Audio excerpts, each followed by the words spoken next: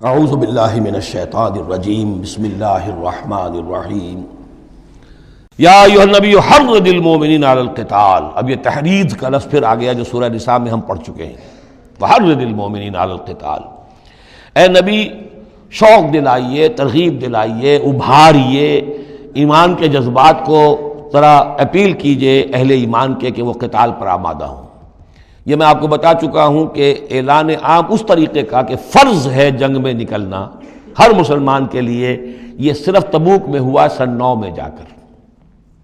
پورے 9 برس تک قتال فی سبیل اللہ کے لیے تحریض تھی، ترغیب تھی، اور یہ تحریض گاڑی ہو کر تحریض بن گئی، بس لازم نہیں تھا۔ اسی لیے ہم سورہ نساء میں پڑھ چکے ہیں کہ اس کے باوجود جو اس ترغیب کی وجہ سے آگے بڑھے، قتال کے لیے نکلے، ان کے اونچے درجات ہیں، لیکن یہ کہ جن لوگوں کو چونکہ فرض عین نہیں کیا گیا تھا، لہذا اگر کوئی نہیں نکلے تو ان کے اوپر کوئی مواخذہ نہیں۔ لیکن یہ کہ غزوہ تبوک میں نفیر عام تھی کہ ہر صاحب ایمان کا نکلنا ضروری ہے۔ حرض المؤمنین علی القتال ان یکن منکم 20 صابرون، اگر تم میں سے 20 ہوں گے صبر کرنے والے، یغلبوا 200، تو وہ 200 پر غالب آ جائیں گے۔ وَإِن يَكُن مِّنكُم 100، اور اگر ہوں گے تم میں سے 100، یغلبوا 1000، وہ غالب آ جائیں گے 1000 پر، من الذین کفروا، کافروں میں سے، بِأَنَّهُمْ قَوْمٌ لَا يَفْقَهُونَ، اس لیے کہ وہ سمجھ نہیں رکھتے۔ سمجھ سے مراد کیا ہے؟ انہیں اپنے موقف کی حقانیت کا یقین نہیں ہے۔ ایک شخص ہے جو جانتا میں حق پر ہوں، میں حق کے لیے لڑ رہا ہوں۔ ایک شخص ہے ڈل مل ہے، ایسے ہی لڑ رہا ہے، مارے باندھے کو لڑ رہا ہے، کسی کے کہے سے آ گیا، مرسینری ہے، تنخواہ یافتہ ہے اس لیے آ گیا۔ اب اس میں اور اس میں زمین و آسمان کا فرق ہوگا۔ تو ان لوگوں کو چونکہ وہ شے حاصل نہیں ہے، لہذا ان کی حالت کیا ہے کہ اگر آپ 10 ہوں گے 100 پر غالب آ جائیں گے۔ لیکن اس کے بعد جو اگلی آیت آ رہی ہے وہ گویا کہ اس کی کچھ عرصے کے بعد یقیناً نازل ہوگی، جو یہاں شامل کر دی گئی۔ الآن خفف اللہ عنکم، اب اللہ نے تم پر سے تخفیف کر دی ہے۔ وعلم ان فیکم ضعفا، اور اللہ کے علم میں ہے یہ بات کہ تمہارے اندر کچھ کمزوری آ گئی ہے۔ لیکن یہ کمزوری کیسے آئی ہے اس کو سمجھ لینا چاہیے۔ سابقون الاولون، مہاجرین اور انصار کے اندر کوئی کمزوری نہیں آئی معاذ اللہ، ابو بکر اور عمر میں یا سعد بن معاذ میں رضی اللہ تعالیٰ عنہ اجمعین، ان میں کوئی کمزوری نہیں آئی۔ لیکن جو نئے مسلمان آ رہے تھے، جن کی ابھی تربیت نہیں ہوئی تھی، اوسط گر رہا ہے۔ ظاہر بات ہے جو نئے لوگوں کی تعداد بڑھ رہی ہے، جن کی تربیت اتنی نہیں ہوئی ہے، جن کے اندر ایمان ابھی اتنا گہرا نہیں اترا ہے، اتنا راسخ نہیں ہوا ہے، تو اس کے حوالے سے اب فرض کیجئے کہ 1000 کے اندر پہلے تو ایسے ہوتے تھے کچے پکے جو ہیں وہ 20 ہیں، 50 ہیں، 100 ہیں، اب یہ ہے کہ ان کی تعداد بڑھتی جا رہی ہے اگر، تو نتیجہ کیا ہوگا کہ اوسط جو ہے وہ گر جائے گی۔ اس اوسط کے اعتبار سے اب تمہارے اندر کچھ کمزوری آ گئی ہے۔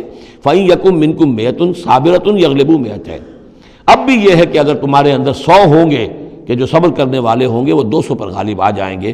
وَإِن يَكُن مِّنكُم 1000، اور اگر تم میں سے 1000 ہوں گے، يَغْلِبُوا 2000 بِإِذْنِ اللَّهِ، تو وہ 2000 پر غالب آ جائیں گے اللہ کے اذن سے۔ وَاللَّهُ مَعَ الصَّابِرِينَ، اور یقیناً اللہ صبر کرنے والوں کے ساتھ ہے۔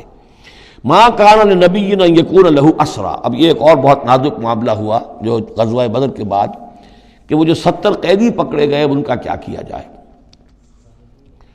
جو قریش کے 70 قیدی، اب اس کی ایک شکل تو یہ تھی، مشاورت کی حضور نے، حضرت ابو بکر کی ایک رائے تھی، حضور کی اپنی رائے بھی وہی تھی، اس لیے کہ جو مزاج حضور کا تھا، آپ شفیق، نرم، رؤوف، رقیق القلب، یہی معاملہ حضرت ابو بکر کا تھا۔ حضرت عمر تھے سخت، اشدہم فی امر اللہ عمر، حضرت عمر کی یہ رائے تھی کہ ان سب کو قتل کر دینا چاہیے۔ اگر ہم نے فدیہ لے کر یا قوم معاف کر دیا، ویسے ہی چھوڑ دیا، یہ پھر دوبارہ آئیں گے، کفر کو تقویت حاصل ہوگی۔ تو اس کو تو جب تک کہ کفر کی کمر ٹوٹ نہ جائے، یہ سانپ جو ہے جب تک کہ پوری طرح کچلا نہ جائے، اس وقت تک جو ہے ہمیں کوئی نرمی نہیں کرنی چاہیے، بلکہ وہ اس حد تک تھے کہ ہم میں سے یہ جو قیدی آئے ہیں جو ان کے قریب ترین عزیز ہوں، بس مہاجرین کے اندر وہ لوگ موجود تھے، قریش کے جو لوگ پکڑے گئے ہیں، تو مہاجر جو تھے یہاں صحابہ کرام وہ بھی تو قرشی تھے، تو اپنے قریب ترین عزیزوں کو اپنے ہاتھ سے قتل کریں۔ یہ حضرت عمر کی رائے تھی۔ حضور صلی اللہ علیہ وسلم کی رائے اور حضرت ابو بکر کی رائے بھی یہ تھی کہ نہیں، نرمی کی جائے، فدیہ لے کر چھوڑ دیا جائے۔ فیصلہ ہو گیا، اس پر عمل ہو گیا، لیکن پھر جو یہ آیت اتری ہے یہ پھر بہت سخت ہے۔ اس میں اس فیصلے کو غلط قرار دیا گیا، اگرچہ فیصلہ ہو گیا ٹھیک ہے، لیکن یہ کہ اس کے اوپر گرفت ہوئی ہے کہ یہ نہیں ہونا چاہیے تھا۔ یہ مضمون بنیادی طور پر یہ سورہ محمد میں آئے گا صلی اللہ علیہ وسلم، اور وہاں تفصیل کے ساتھ اس کی پوری بات آ چکی ہے۔ اور چونکہ سورہ محمد سورہ بقرہ سے بھی پہلے نازل ہو چکی تھی، سورۃ القتال، اس حوالے سے یہ بات جو ہے بہت اہم ہے کہ اس میں یہ قاعدہ قانون آ چکا تھا، اس کے باوجود اس بات کا ہو جانا یہ گویا کہ ایک طرح سے ایک کوتاہی ہوئی ہے، وقتی طور پر نظر انداز ہو گیا اللہ تعالیٰ کا مستقل حکم۔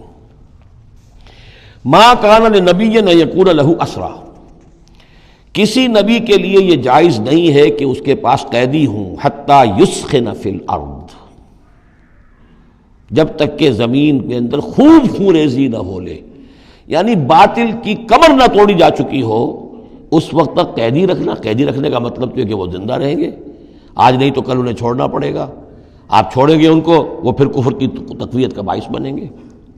تريدون عرض الدنیا، تم دنیا کا ساز و سامان چاہتے ہو، یعنی فدیہ ملے گا، مال ملے گا۔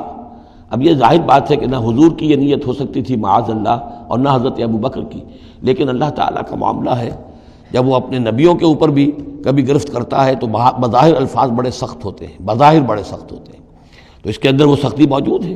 ظاہر بات ہے کہ یہ بات نہ حضور کے لیے نہ حضرت ابو بکر کے لیے۔ تريدون عرض الدنیا، تم دنیا کا سامان چاہتے ہو، واللہ یرید الآخرہ، اللہ کے پیش نظر آخرت ہے۔ سورہ محمد کی آیت نمبر 4 میں یہ پورا قانون آئے گا، ہم وہاں پڑھ لیں گے۔ واللہ عزیز حکیم، اور اللہ تعالی عزیز اور حکیم ہے۔ لولا کتاب من اللہ سبقہ، اگر نہ ہوتی بات اللہ کی طرف سے جو پہلے سے آ چکی تھی، یعنی سورہ محمد کی آیت نمبر 4، اس میں ایک امکان نکلتا تھا اس کی تعبیر کا، اگرچہ تعبیر کے اندر میرے نزدیک غلطی ہوئی ہے، لیکن پھر بھی ایک اس کے اندر امکان موجود تھا جس کو کہ استعمال کیا ہے محمد الرسول اللہ صلی اللہ علیہ وسلم سے۔ لولا کتاب من اللہ سبقہ، اگر یہ اللہ تعالیٰ کی طرف سے بات پہلے سے طے نہ ہو چکی ہوتی، لمسکم فیما اخذتم عذاب عظیم، تو جو کچھ تم نے یہ فدیہ وغیرہ لیا ہے اس پر تم پر بڑا سخت عذاب آتا۔ قانون ہم سورہ محمد میں پڑھیں گے کہ وہ کیا تھا، اور اس کی انٹرپریٹیشن کے اندر یہاں حضور نے کس جگہ سے گنجائش نکالی۔ دیکھیے ہوتا یہ ہے کہ آپ کا رجحان نرمی کا ہے تو آپ ایک ہی بات کے اندر سے نرم پہلو نکال لیں گے، جیسے کہ میں نے عرض کیا تھا کہ جو لوگ کے سنتے ہیں الذین یستمعون القول فیتبعون احسنہ، وہ لوگ کہ جو کسی بات کو سن کر پھر پیروی کرتے ہیں اس میں سے بہترین کی، جو بھی اس میں اعلیٰ ترین درجہ ہے اس تک پہنچنے کی کوشش کرتے ہیں۔ لیکن طبیعت کے اندر جو نرمی تھی تو اس نرمی کی وجہ سے حضور نے اس کے اندر ایک اپنے لیے گنجائش نکال لی، لیکن چونکہ اس آیت کے اندر وہ گنجائش واقعتاً موجود ہے، لہذا فرمایا اگر وہ نہ ہوا ہوتا، لولا کتاب من اللہ سبقہ، اگر وہ آیت پہلے نازل نہ ہو چکی ہوتی، لمسکم فیما اخذتم عذاب عظیم، تو تم پر جو بھی تم نے لیا ہے یہ فدیہ وغیرہ، اس پر تم پر بڑی سخت پکڑ ہوتی اور عذاب آتا۔ روایات میں آتا ہے کہ حضور بھی اور حضرت ابو بکر بھی دونوں پھر اس آیت کے نزول کے بعد روتے رہے ہیں کہ ہم سے یہ خطا ہوئی ہے۔ بہرحال خطا اجتہادی ہے، کوئی غلط اس طرح کی نہیں ہے کہ کسی صریح حکم کی خلاف ورزی کی گئی ہو، وہ یہ ہے کہ جو بھی اس میں رعایت رکھی گئی تھی اس کو آپ نے اپنے اجتہاد سے اس کے اندر سے جو بھی نرمی کا پہلو تھا وہ نکال دیا۔ فَكُلُوا مِمَّا غَنِمْتُمْ حَلَالًا طَيِّبًا، تو اب کھاؤ جو تمہیں ملا ہے غنیمت۔ غنیمت میں وہ بھی ہے جو عین جنگ کے موقع پر مال غنیمت ملا، اور جو فدیہ اب مل رہا ہے وہ بھی غنیمت ہے۔ حلالاً طیبہ، کھاؤ، اس میں کوئی اب تمہیں ہچکچاہٹ نہ ہو، حلال اور طیب ستھرا۔ واتقوا اللہ، اللہ کا تقوی اختیار کرو، ان اللہ غفور رحیم، یقیناً اللہ تعالیٰ بخشنے والا رحم فرمانے والا ہے۔ صدق اللہ العظیم۔